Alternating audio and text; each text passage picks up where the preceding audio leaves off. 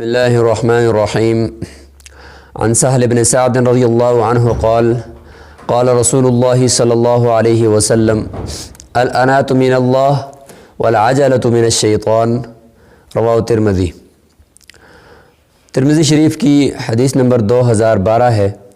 حضرت سہل بن سعد رضی اللہ عنہ نقل فرماتے ہیں کہ آپ صلی اللہ علیہ وسلم نے ارشاد فرمایا کہ انات یعنی سوچ سمجھ کر کام سر انجام دینا اور ٹھہر ٹھہر کر اور مکمل سوچ و بچار کے ساتھ کسی کام کو کرنا اور خوب ٹھہر ٹھہر کر اور بڑے ہی احسن انداز میں کسی کام کو کرنا، یہ اللہ تعالیٰ کی طرف سے ہے اور یہ بہت ہی اچھی صفت ہے، اللہ کو محبوب ہے یہ.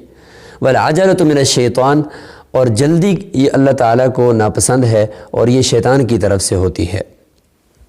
اسی طریقے سے ایک اور روایت ہے حضرت عبداللہ بن عباس رضی اللہ عنہ کی ہے، وہ بھی ترمذی شریف کی اس سے پہلے والی روایت ہے، 2011 نمبر روایت ہے. اس میں فرمایا حضرت منذر بن عائد رضی اللہ عنہ اشج عبد القیس، یہ وفد عبد القیس جب مدینہ منورہ کے اندر آیا تو وہاں پہ ایک صحابی فرماتے ہیں کہ ہم فوراً اپنے سواریوں سے نیچے اترے اور حضور صلی اللہ علیہ وسلم کے جو ہاتھ مبارک ہیں ان کو چومنے لگے اور بہت ہی جلدی میں ہم یہ کام کرنے لگے سارے. تو اتنے میں دیکھا کہ وہ منذر بن عائد جو تھے اسی وفد عبد القیس میں، تو وہ فوراً گئے، انہوں نے پہلے غسل کیا، اس کے بعد انہوں نے کپڑے بدلے اور جو سفر کی جتنی بھی تھکاوٹ تھی اس کو دور کیا، اس کے گرد و غبار کو دور کیا، خوبصورت ہوئے، خوشبو لگائی، پھر آ کر حضور صلی اللہ علیہ وسلم سے ملاقات کی. تو اس سے حضور صلی اللہ علیہ وسلم نے ان سے فرمایا کہ ان فیک خصلتین، آپ میں دو خصلتیں ایسی ہیں یحبہم اللہ، جن کو اللہ تعالیٰ پسند فرماتے ہیں. الانات، الحلم والانا. ایک تو آپ کے اندر بردباری ہے اور برداشت ہے آپ کے اندر، اور انتظار کرنے کے مطلب آپ کے اندر مادہ ہے، اور دوسرا آپ کے اندر ایک ایسی صفت ہے الانا، یعنی ہر کام کو آپ سوچ سمجھ کر آرام سے تسلی کے ساتھ کرتے ہیں. یہ اللہ تعالیٰ کو بہت پسند ہے. تو ان دو روایتوں کو جمع کریں تو آپ کو ایک سبق ملتا ہے اور ہم سب کو یہ سبق ملتا ہے.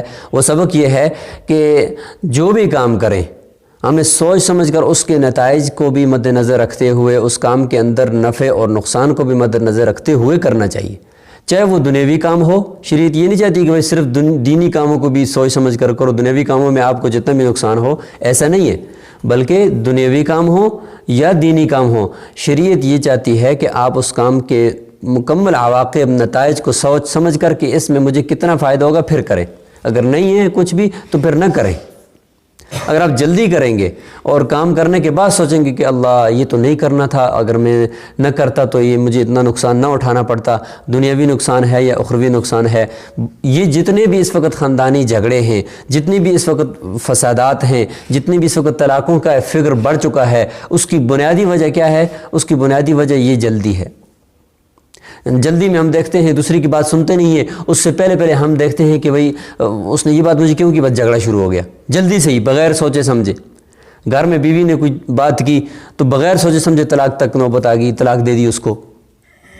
اسی طریقے سے یہ جتنے بھی فسادات ہیں یہ سب عجلہ، جلدی کی وجہ سے ہیں. اور آپ کو پتہ ہے والعجلۃ من الشیطان، جلدی شیطان کی طرف سے ہوتی ہے. شیطان انسان کو جلد باز بنا دیتا ہے اور یہ صفت اللہ تعالیٰ کو بہت ہی زیادہ ناپسند ہے، کیونکہ اس سے زندگی کے اندر زندگی اجیرن ہو جاتی ہے، زندگی تنگ ہو جاتی ہے، معاشرے تباہ و برباد ہو جاتے ہیں اس جلدی کی وجہ سے.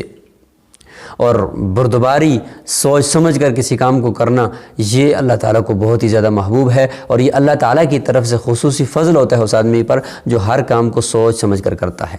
اللہ تعالیٰ سے دعا ہے کہ اللہ تعالیٰ ہمیں حلم اور بردباری نصیب فرمائے. السلام علیکم ورحمۃ اللہ وبرکاتہ.